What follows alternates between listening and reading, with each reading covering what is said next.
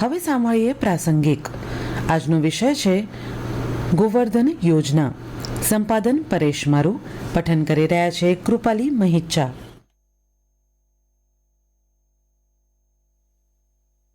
સ્વચ્છ ભારત મિશન અંતર્ગત ગુજરાત રાજ્યમાં ગોબરધન યોજના પશુપાલકો અને ખેડૂતોના જીવનમાં નવો આર્થિક અને સામાજિક બદલાવ લાવી રહી છે અને આ દિશામાં સતત આગળ વધી રહી છે.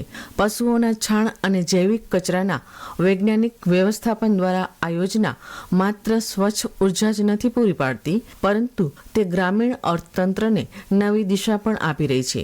આ યોજનાના માધ્યમથી ગ્રામીણ સ્વચ્છતા, સ્વચ્છ ઉર્જા, સેન્દ્રિય ખાતરનો ઉપયોગ અને સર્ક્યુલર ઇકોનોમીની નવી ઊંચાઈ મળી રહી છે, જેના કારણે ગોબરધન યોજના આજે ગ્રામીણ ગુજરાતના ગ્રીન ફ્યુચર તરીકે મજબૂત રીતે પ્રસ્થાપિત થઈ રહી છે. તાજેતરમાં પ્રધાનમંત્રી નરેન્દ્ર મોદીની અધ્યક્ષતામાં કેન્દ્રીય કેબિનેટે ₹23,731 કરોડના કુલ ખર્ચ સાથે રાષ્ટ્રીય સર્ક્યુલર બાયો એનર્જી સ્કીમને ગોબરધનને મંજૂરી આપી છે, જે આ યોજનાના વ્યાપ અને મહત્વને દર્શાવે છે. ગુજરાત સરકારે આ યોજનાના અસરકારક અમલીકરણ માટે એક વિશિષ્ટ અને સફળ ક્લસ્ટર મોડેલ અપનાવ્યું છે. આ મોડેલ અંતર્ગત રાજ્યમાં વર્ષ 2023-24થી અત્યાર સુધીમાં કુલ 88 ક્લસ્ટરોમાં 14,000થી વધુ બાયોગેસ પ્લાન્ટ સફળતાપૂર્વક કાર્યરત થઈ ચૂક્યા છે.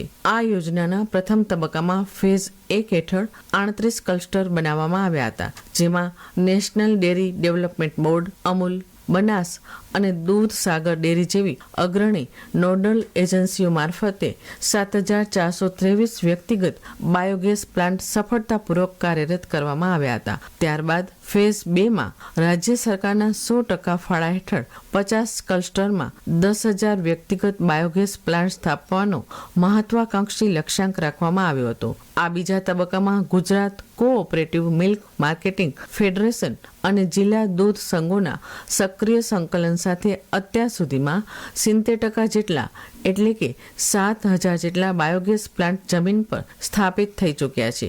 આમ બંને તબક્કાની સઘન કામગીરીથી રાજ્યમાં કુલ 14,000 કરતાં વધુ બાયોગેસ પ્લાન્ટ હાલ ધમધમી રહ્યા છે. આ યોજનાની સફળતાને ધ્યાનમાં રાખીને વર્ષ 2026-27 માટે આ યોજનાને સતત અમલીકરણ સ્વરૂપે વધુ વેગ આપવાનું નક્કી કરવામાં આવ્યું છે.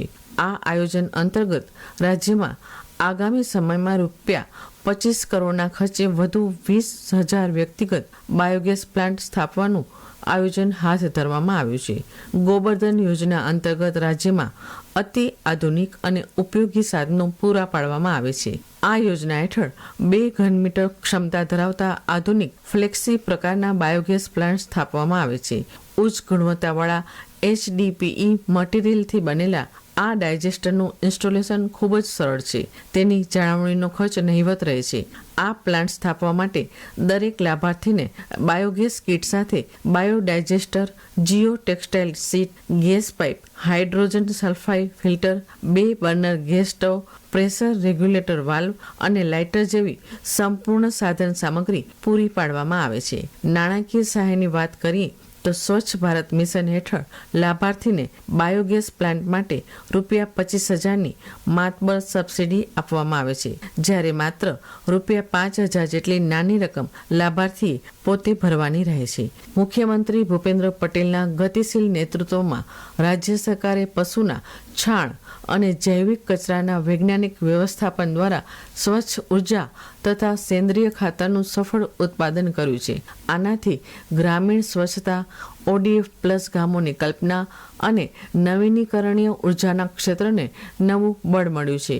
ગોબરધન યોજના ખરા અર્થમાં ગ્રામીણ ગુજરાતના ગ્રીન ફ્યુચરની મજબૂત અને દીર્ઘ દ્રષ્ટિવાળી નીતિ તરીકે પ્રસ્થાપિત થઈ ચૂકી છે. હમણાં જ આપ સાંભળી રહ્યા હતા પ્રાસંગિક. આજનો વિષય હતો ગોવર્ધન યોજના. સંપાદન કર્યું પરેશ મારુ. પઠન કરી રહ્યા હતા કૃપાલી મહિચ્છા. પ્રસારણ આકાશવાણીના ભુજ કેન્દ્ર પરથી કરવામાં આવ્યું.